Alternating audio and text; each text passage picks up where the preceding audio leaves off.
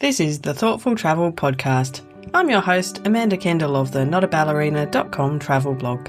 Every episode, I'll share travel tales from several fellow travel lovers, and together we hope to entertain and inspire you, remind you of some of your own great travel experiences, and encourage you to hit the road again soon.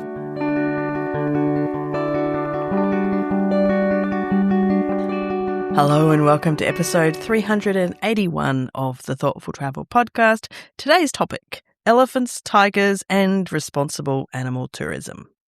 I'll just pay my respects first to the Whadjuk people of the Noongar Nation where I'm recording this podcast today. Now, we've returned to animal tourism topics quite a few times because the stats show that a lot of people want to see or engage with or in some way include animals on their travels. If you're in my Facebook group, actually, you'll have seen that earlier this year I had a potential guest pitched to me by their PR person from an elephant park in Bali. And the email made it sound like it was a super great ethical place, so I went to the website to have a check. And the first thing I saw was pictures of people riding elephants. Now, many of you know this is something that's definitely out of favour now for lots of reasons, so I declined the pitch and said why. And they wrote back giving all these reasons why it was totally fine to have their guests riding elephants, but I just ignored them. And funnily enough, maybe 2 weeks later, it was announced that elephant riding would now be banned across Indonesia. And that park's website has now announced they're evolving towards a more natural experience without elephant rides. So things change. They keep changing. Anyway, that's a very long preamble to say that ethical animal tourism is a tricky space. It's something we continue to learn more about. And in this episode, I've got 3 different perspectives to share. One is from a tourist, one is from a safari guide, and one from a sustainability director for a hotel chain that actually includes oversight of an elephant camp. So people with, a very different take on what is the right thing to do when it comes to animal tourism. Now, I would also preface this by saying that, as I mentioned in an episode I made about 5 years ago, it was called Elephants Are Many Shades of Grey, to highlight that there is no black and white answer when it comes to the best approach to animal tourism. I mean, there might be perhaps it might be possible to have a fairly definitive answer to the best approach to the animal welfare side of it, which is probably, mostly just leave them alone or only let animal welfare experts look after them. But it becomes much trickier when we think of the broader system around them, like when tourism provides, funds that's really needed, or, getting to see animals helps people want to care for them and therefore also helps there be funding. And also when we make changes, the people who've been part of those industries have, significant change. Like the mahouts in charge of an elephant in Thailand, they still deserve to be able to make a living somehow. They can't just, segue into a new career. So what happens there? Basically, it's tricky, and that's what we're going to continue to discuss in this episode. So just lots of food for thought. Now, my first guest is Eryn Gordon. Eryn's a travel writer and has a story to tell about her first encounter with elephants in Thailand. So this is a story that happened when I was in Chiang Mai in Thailand. When I was there, I had a couple of interesting experiences, and so I think when travelers go to places, there's very rarely a totally good or a totally bad experience, right? We usually have a balance. Sometimes some things happen that are good, sometimes things not so good, right? And so when I was in Chiang Mai, I had this incredible experience of meeting these 2 friends in a bar, and it was a very serendipitous meeting. We got together, they brought me to all of these totally unique, tucked away places, and it was such a wonderful intimate experience learning about things that they liked and places they ate at, and so this was the good of that trip.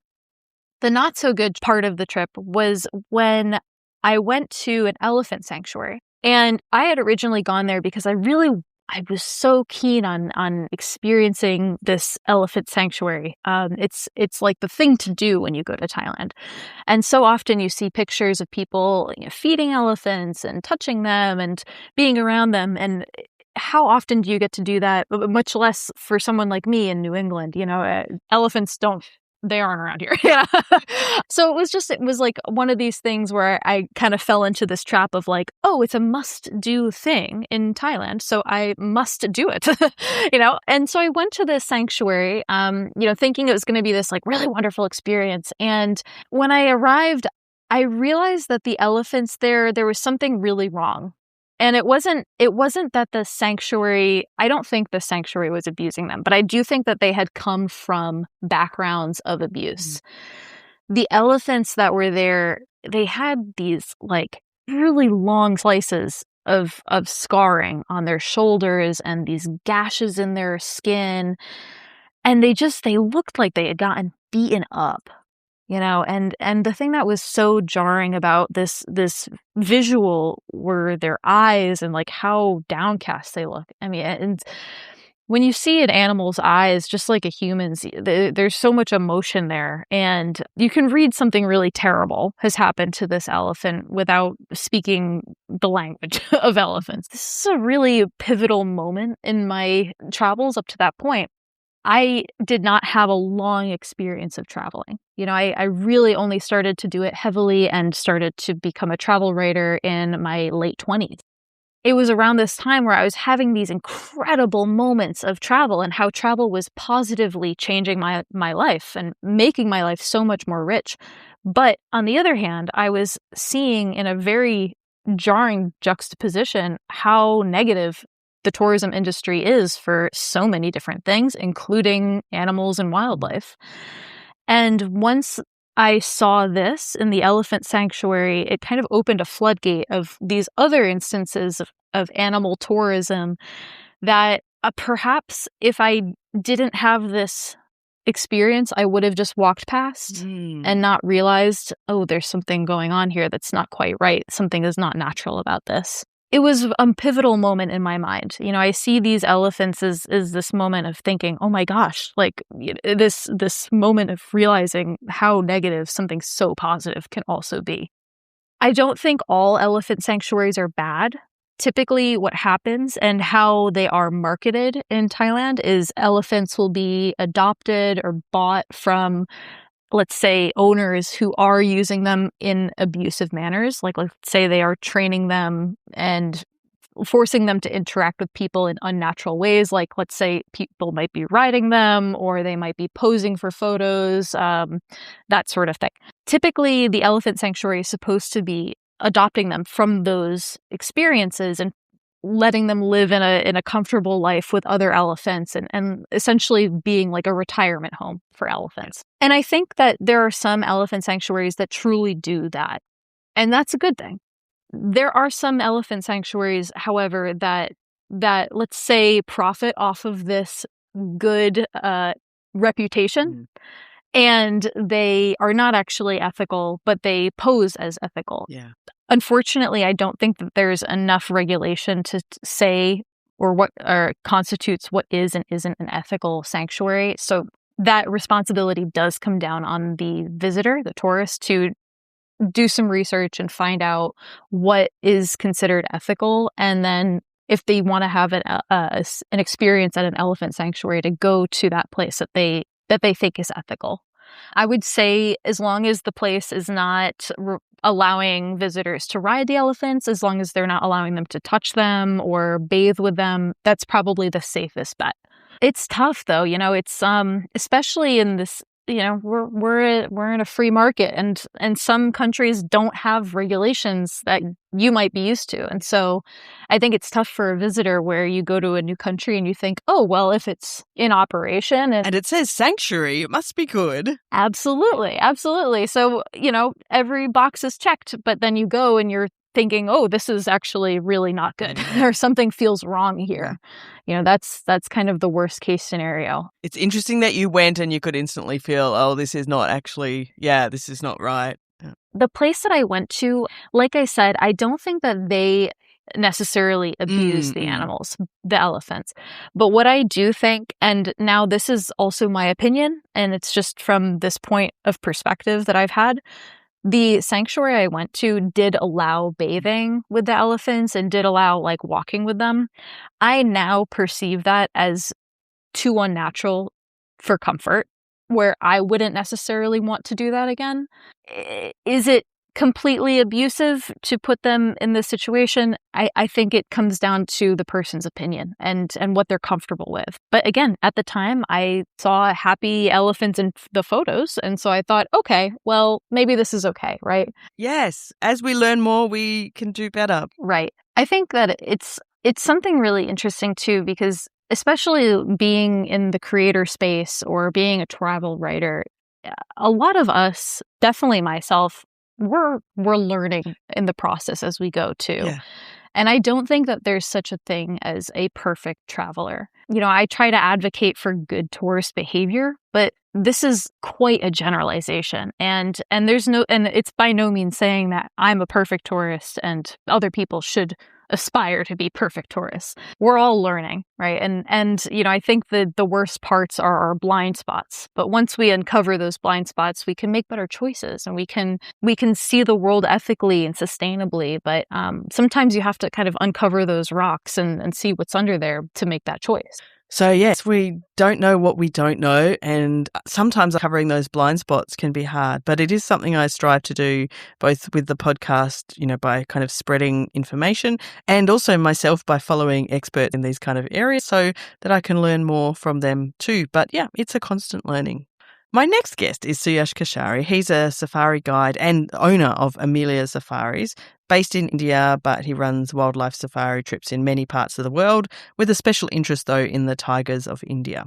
So, of course, he does want tourists to see the animals, but he also wants to keep the animals protected and healthy for centuries to come, for lots of different reasons. So I was keen to ask him about his perspective on responsible animal tourism. I think for us, being in the industry where we're hosting guests all the time from all across the world in India and Africa, or filming for our series and TV shows, it's very important to always remember that line between getting that shot, getting that sighting versus disturbing the animal and disturbing it to a point that it alters the behavior.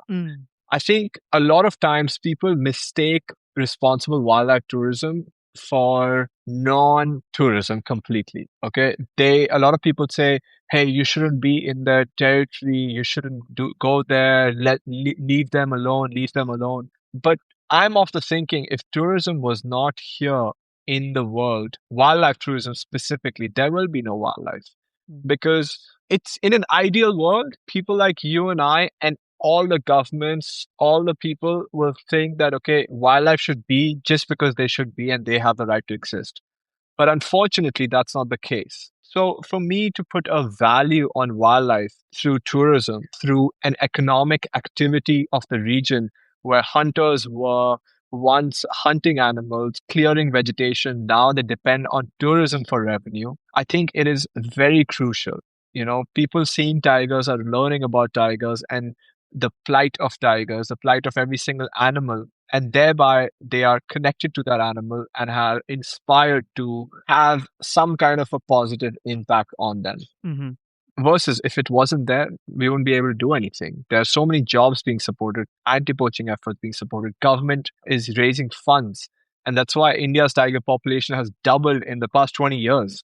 That much. And that's Yeah. amazing. It's all thanks to tourism revenue. Yeah. So I think on the one side, I think it's a false belief that, okay, you should let them be and, don't go into their habitat. But there's a fine line. Now that you've gone into their habitat, what are some things you must follow? And as I said, there will be, look, you going into the habitat is a little bit of disturbance. Okay. But what is the disturbance?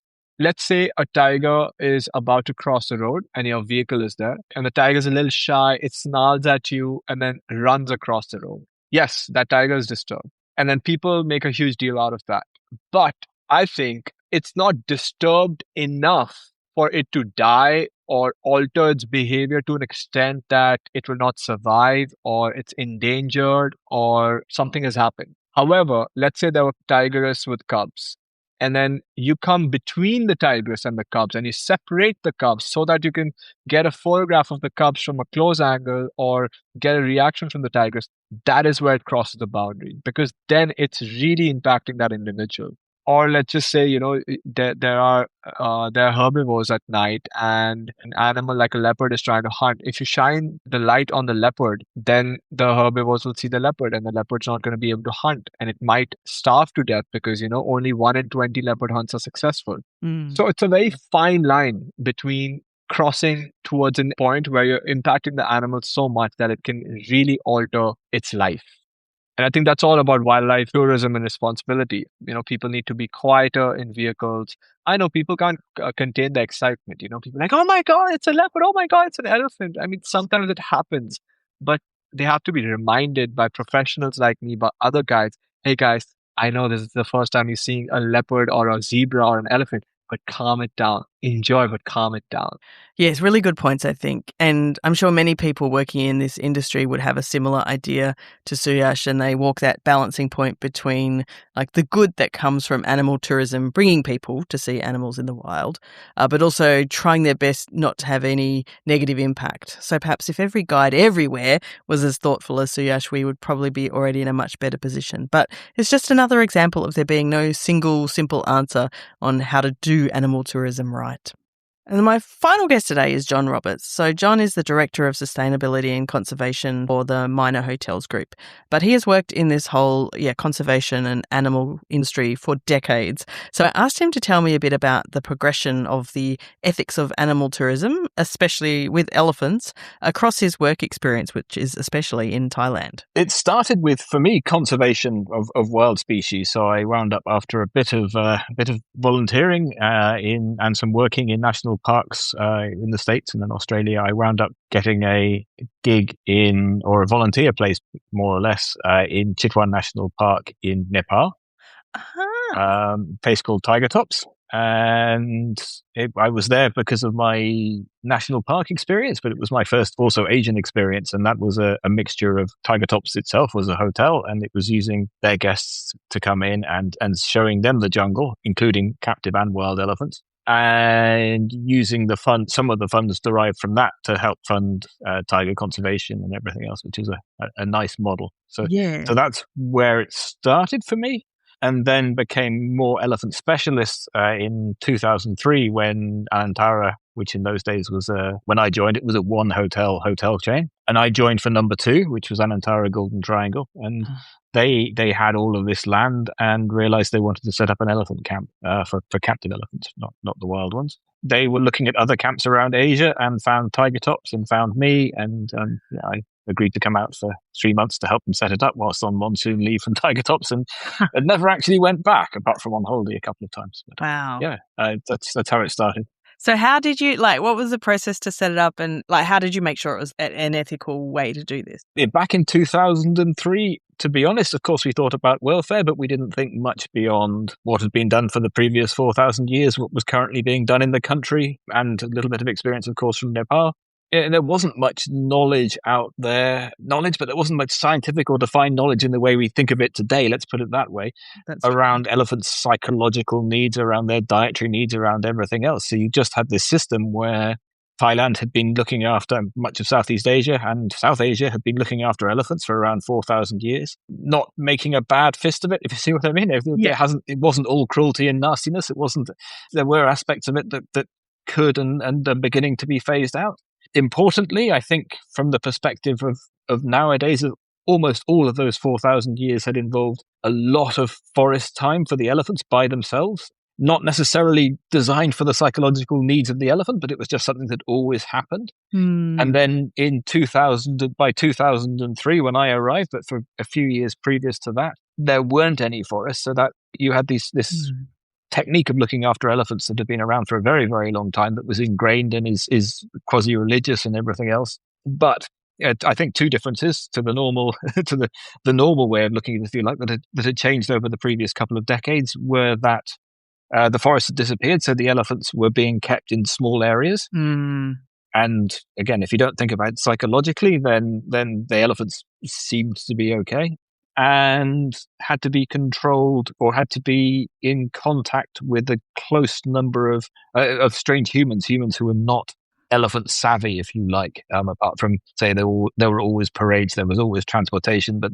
there was always space, and people who were getting on an elephant to be transported from village to village knew about elephants. Whereas tourism is introducing people who know nothing about elephants to elephants, and therefore the level of control had to be much higher, and that was something that needed to be worked through. So yeah, makes sense. That was the situation, and we didn't think honestly, we didn't think too much about it. And time as time moves on, you think, okay, well, that's obviously bad. Some things that are in the public perception as bad, actually, if you do them well, could be done well. But we evolved to say, well, the public don't want to see, not the cruelty bits. Obviously, we weren't trying to get rid of cruelty because the public don't want to see it. That was what we're trying to get rid of. Standard, yeah. But certain other things, riding elephants is the key one, particularly on the neck. It's something that isn't necessarily evil for an elephant, but it's something that there's no point in trying to continue doing that just to be bloody minded. If the public don't want to see people riding elephants, then don't ride elephants. As long as the elephants get their exercise, that's the key thing that everybody misses. The downside of sometimes some places who just stop riding elephants is you just assume that is happiness for the elephant, and then it turns out that elephants need exercise. They need, to me, they need jungle time. They need forest time and other elephant time. So, I mean, to go back to the process, we started out riding on the neck. There's no evidence that the saddle is necessarily harmful to an elephant, but we took the saddle off anyway. We said, okay, you learn much more about the elephant if you're sitting on the neck, and you're learning to drive it like a traditional mahout. And that's how we started off. This, bearing in mind, this was 20 years ago. Yeah, exactly. Yeah. That was, obviously about doing something different, but obviously trying to educate guests more about the elephants, about how the elephants feel, how they see the jungle and everything else. It gives that much closer connection. When people started suggesting that riding elephants was bad, in fact, it was considered preposterous. The work has been done. Actually, sitting on the elephant is in itself is not the act that does the harm, even in the saddle. It's the training. If you do it wrong, it's the doing it for over hours. It's using the wrong equipment. It's all those other things. So you can see why the people who were asking for better welfare on an international stage said, okay, let's focus on this. A simple message saying don't ride an elephant. The downside of that is when people stopped riding elephants, they didn't necessarily make life better for the elephants. And that was by fixating on the activity the elephant did rather than the holistic picture. So yes, being able to see the entire context of these changes, I think, is the key, but it's very hard. I could have talked to John for hours. He's very well versed in the nuances of how to solve this particular animal tourism problem. But of course, the end result is that any solution that works for all stakeholders is really, really tricky indeed.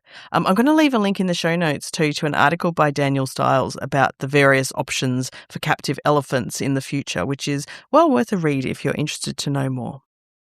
So thanks so much for listening to episode 381 of the Thoughtful Travel podcast, and a big thanks to my guests. I started off chatting with Eryn Gordon. Her website is earthtoeditorial.com, and I'll leave a link to her TED Talk, which was published recently, on what it means to be a good traveller, because it's worth a watch.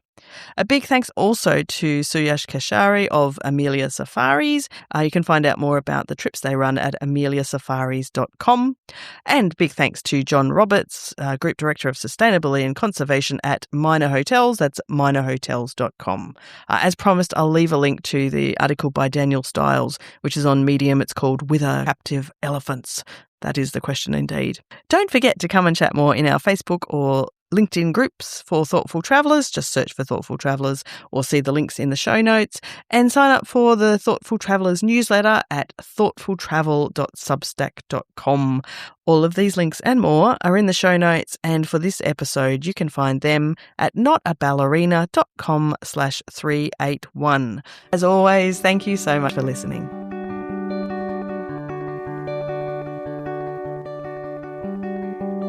This has been another episode of the Thoughtful Travel podcast. Show notes and other information are at notaballerina.com/podcast. Join me again soon for another chat about why we travel. Bye for now.